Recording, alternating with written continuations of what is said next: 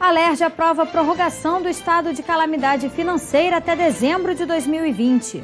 Conselho de Supervisão do Regime de Recuperação Fiscal sugere que a Alerj não aprove mensagem do Judiciário sobre promoção de servidores. E CPI das concessionárias de energia aprova relatório final. O Jornal da Alerj está começando agora.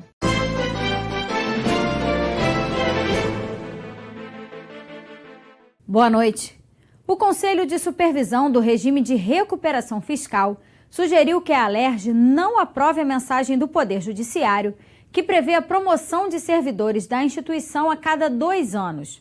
O assunto foi debatido em audiência pública das comissões de tributação, orçamento e servidores. O projeto modifica os critérios de evolução funcional dos servidores do Tribunal de Justiça do Rio. Hoje, a progressão e promoção dos serventuários ocorrem com a vacância de cargos por evolução funcional, aposentadoria ou morte. Se a mudança for aprovada pela Alerj, a promoção passará a ocorrer a cada 2 anos, observando alguns critérios, entre eles a exigência de capacitação continuada pela Escola de Administração Judiciária. Segundo o representante do Tribunal de Justiça, essa mudança foi a forma encontrada pelo TJ para conseguir manter os servidores, que acabam utilizando a instituição como casa de passagem, saindo assim que uma oportunidade melhor aparece. O Tribunal de Justiça ele entende que essa promoção ela é essencial para a valorização da carreira do tribunal, do servidor do tribunal, como forma de retenção de bons servidores. Porque hoje a carreira do tribunal ela é uma carreira de passagem. As pessoas passam no concurso, são capacitadas pelo tribunal, o tribunal investe nesses servidores e quando eles estão no auge, eles migram para outras carreiras que são mais interessantes e que já detêm esse sistema de promoção por temporalidade, que é o que está sendo proposto agora aqui por meio desse projeto de lei. Gabriel Albuquerque informou ainda que não haverá aumento de despesas para o Estado, já que a verba utilizada virá da extinção de 309 cargos da instituição. Mesmo assim, o Conselho de Supervisão do Regime de Recuperação Fiscal recomendou que a Alerj não aprove o projeto. A gente entende que porque o Estado passa por dificuldade, porque o Estado não está em equilíbrio, esse projeto de lei ajudaria ou prejudicaria ainda mais a situação de equilíbrio, porque ele está aumentando a despesa do Estado. O presidente da Comissão de Tributação, deputado Luiz Paulo, pediu que o Tribunal de Justiça envie ao presidente da Alerj um documento mais detalhado sobre os cargos que vão ser extintos e o orçamento necessário para viabilizar as promoções. A síntese das contas que o TJ fez, compensando em 3 anos o crescimento da receita para 100 milhões de reais, extinguindo 309 cargos, não está minuciosamente detalhado, apesar deles terem feitos. E os membros do Conselho de Recuperação Fiscal querem verificar essas contas. Então nós solicitamos que o TJ encaminhe para o nosso presidente esses dados, para que a gente encaminhe também para o Conselho. A Comissão de Defesa e Proteção dos Animais quer atualizar a legislação estadual que define maus-tratos e estipula multa para o agressor. O tema foi debatido em audiência pública nesta terça-feira. O advogado Vinícius Cordeiro sugeriu ao presidente da comissão, deputado Renato Zaca, que a legislação seja revista e defina o órgão competente por aplicar sanções administrativas aos agressores. Segundo ele, isso facilitaria o trabalho dos policiais, fiscais e dos próprios protetores dos animais. Vinícius também falou sobre a importância da população tomar conhecimento da lei estadual, principalmente criadores e ativistas que são engajados na causa. A comissão vai ter trabalho em duas frentes. Um trabalho legislativo, propriamente dito, que é o de ajudar a regulamentar a Lei 8.145 de 2018, que não estabeleceu competência para tornar efetiva a sanção aos maus-tratos. O trabalho político, obviamente, é tentar convencer o Poder Executivo a implementar essa política pública através de um órgão próprio, pode ser uma secretaria, uma superintendência, mas que tenha poderes efetivamente de fiscalização e de aplicação das sanções por via legal, como a gente já esclareceu. Além das lacunas que ainda existem na legislação e que foram citadas na audiência como uma das dificuldades do combate aos maus-tratos no Estado, a inexistência de locais para onde animais resgatados possam ser encaminhados e mantidos foi outro problema grave denunciado na reunião. O comandante da Polícia Ambiental do Rio de Janeiro contou que o comando é muito acionado em denúncias de rinhas de galos, canários e cães. Segundo o comandante, tirando os canários, que são animais silvestres, os galos e cachorros resgatados não têm para onde serem levados e acabam sendo devolvidos aos donos. Lamentavelmente, hoje, animais de rinha, eles costumam ficar no próprio local pós a ocorrência, porque por uma falta de um local adequado para que eles sejam encaminhados, por muitas vezes a gente consegue o auxílio de veterinários voluntários para poder cuidar do animal, eles retornam aos seus proprietários que ficam como fiel depositário desses animais. Não é simplesmente uma devolução do animal para o dono, porque ele passa a ter uma responsabilidade jurídica sobre o animal que foge às vontades dele. Se esse animal morrer, se esse animal tiver alguma outra situação, ele tem que apresentar, vai ter que botar, é como se ele tivesse literalmente, que se não puder apresentar de imediato o corpo do animal, tem que congelar o corpo do animal, apresentar para um laudo. São coisas complexas, porém o ideal é que realmente não ficasse com a pessoa que estivesse praticando, né? O deputado Renato Zaca afirmou que a Alerj vai doar um ônibus de castração que vai rodar os municípios e cobrou a criação de uma Secretaria Estadual de Proteção aos Animais. A gente já fez, o presidente da casa foi solícito, já autorizou a gente ficar com o ônibus, a gente só está agora fazendo umas transformaçõezinhas para quê? Para que ele sirva só para castração de animal. Foi aprovado por unanimidade o relatório final da CPI que investiga irregularidades nas concessionárias de energia elétrica Enel e Light. Entre as recomendações da comissão está a efetivação do convênio entre a Agenersa e a ANEEL para garantir a fiscalização por parte da Agência Reguladora Estadual. O documento, com 47 recomendações, será encaminhado para as concessionárias, para a ANEEL e ao Poder Executivo. As constantes reclamações dos consumidores sobre a falta de energia e o valor das contas de luz levou a comissão a investigar diversos casos ao longo de 8 meses. 3 projetos de lei foram sugeridos no relatório, com o objetivo de garantir mais transparência nas contas. Não dá para ficar 36, 40 horas em diversas regiões do estado sem energia elétrica. Tem um relatório de mais de 500 páginas que servirá de consulta para os órgãos de controle, tanto o Tribunal de Contas como o Ministério Público, mas mais do que isso, que é o mais importante. A partir dessa CPI, o comportamento tem que mudar, tanto da Light quanto da Enel. Tem que mudar.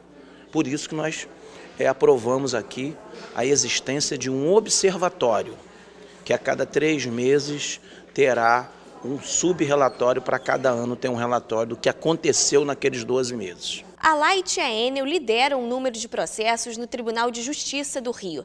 Entre as ações estão casos relacionados ao termo de ocorrência de irregularidade, um instrumento utilizado pelas concessionárias para formalizar e cobrar quando há furto de energia. De acordo com os parlamentares, a cobrança do TOI, como é conhecido, é questionável, já que ela é feita baseada em suspeitas da concessionária, o que acaba gerando cobrança indevida aos consumidores. Esses termos aí que obriga o cidadão comum a fazer prova contra ele mesmo é um absurdo. Você tem que ter o acompanhamento da polícia e da perícia. Pode obrigar o cidadão que precisa da energia elétrica a assinar qualquer papel. A presidente da CPI, deputada Zeidan Lula, destacou a importância do convênio entre a Agência Reguladora de Energia e Saneamento Básico do Estado, a Agenersa, e a Agência Nacional de Energia Elétrica, a ANEEL. A CPI apresentou ao governo estadual fatos que demonstram a necessidade dessa parceria. O Poder Executivo já encaminhou para a Alerj uma mensagem para que o acordo seja estabelecido. Muitas questões ainda sinalizadas pela CPI ainda acontecem e que esse convênio vai poder poder resolver. Por exemplo, existe, e nós temos provas na CPI, está no relatório final, aprovado hoje por unanimidade, por exemplo, a questão de cobrança por estimativa. Existe a falta de transparência na leitura das contas, né? Você não sabe exatamente quantos quilowatts você consumiu naquele mês, né? Existe a questão do furto de energia, enfim, são vários pontos em que a CPI hoje vai servir não só como um trabalho de consulta, mas como uma referência da construção do que nós fizemos de levantamento de questões que vão dar norte aí para esse convênio da ANEEL com a Genesa no Estado. O relatório final da CPI será encaminhado agora ao plenário para ser votado pelos 70 parlamentares. O número de estabelecimentos agropecuários com área própria cresceu 15% no estado.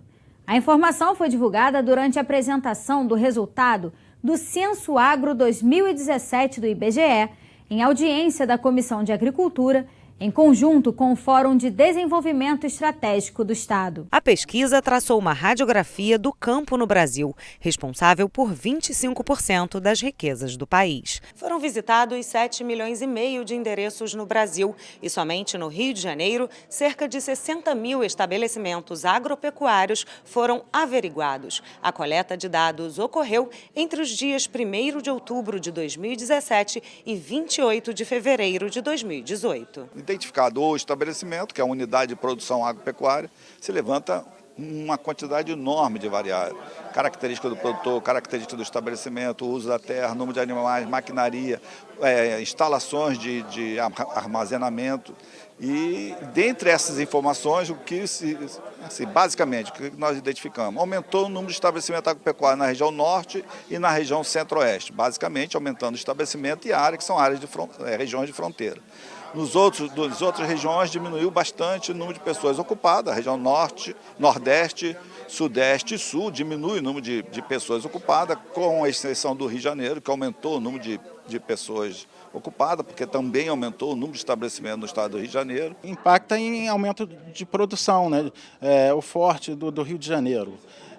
Em termos de valor da produção, ainda é a pecuária, né? A pecuária de corte, a pecuária de leite, a avicultura, mas o que pega mais os pequenos produtores, que são 90% desses estabelecimentos, é a horticultura, né? O plantio de olerícolas, né? Folhosas, né? O tomate de mesa, né? As frutícolas. Então, esses pequenos produtores que estão enquadrados também na produção familiar, que geram esse aumento da renda no campo. A pesquisa também constatou que o número de estabelecimentos que utilizam agrotóxicos aumentou 20,3% no Brasil e identificou que 15,6% dos produtores que utilizavam agrotóxicos não sabiam ler e escrever.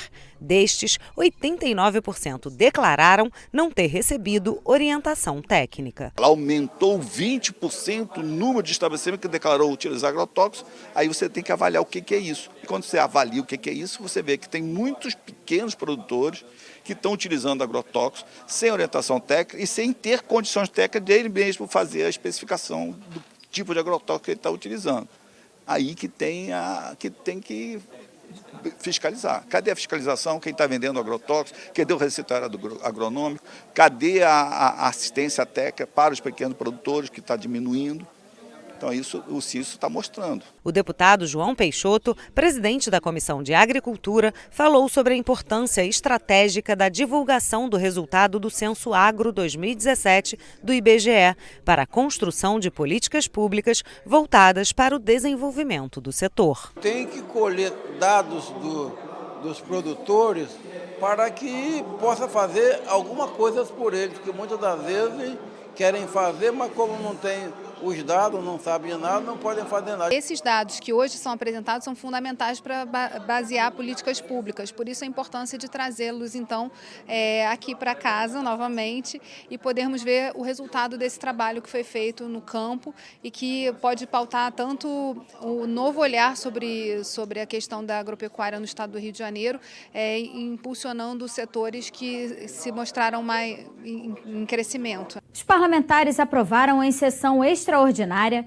a prorrogação do estado de calamidade financeira até dezembro de 2020. A mensagem original enviada pelo governo previa que o prazo fosse estendido até 2023.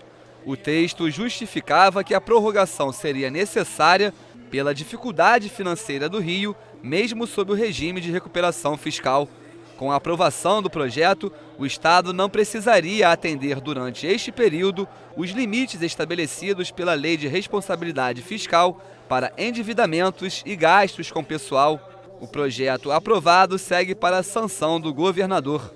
Calamidade financeira é um conceito que tem de prazo curto para você estar sempre analisando se a calamidade financeira persiste.